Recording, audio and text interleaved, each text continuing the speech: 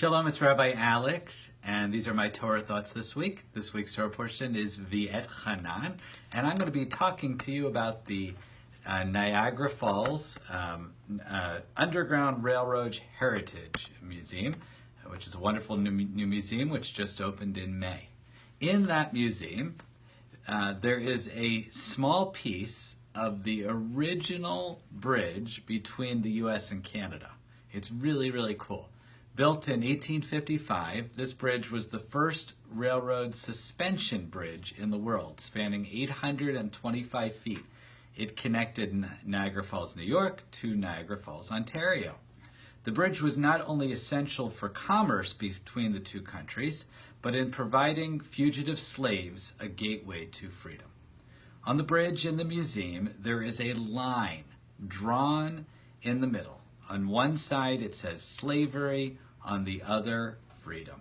So often these fugitive slaves who may have been living in freedom for decades had to run for their lives, fleeing the bondsmen that sought to bring them back to the slave owners down south. At the beginning of this week's Torah portion, Vaetchanan, Moses feels himself on the precipice between slavery and freedom, life and death. After all these years wandering in the wilderness, he has been denied his final request to make it into the promised land itself.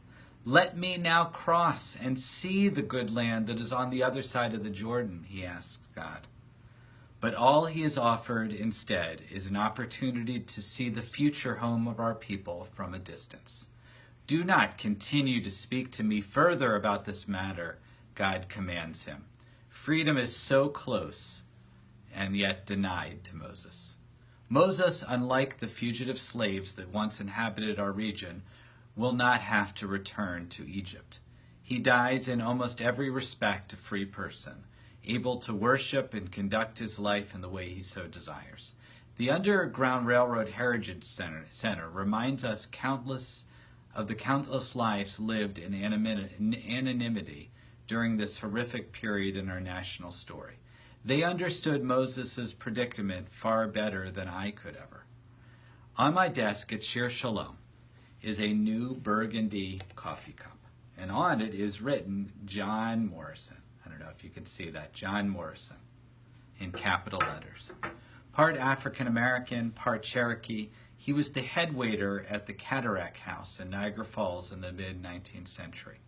There he oversaw a staff made up of other, mainly fugitive slaves who helped give a safe passageway to hundreds, if not thousands, of enslaved people in their escape to freedom. This unsung hero, like Moses, never made it to the promised land, putting the needs of the many before his own. And I don't know about you, but he's very inspiring. I encourage you to go see the museum. It's right by the Whirlpool Bridge.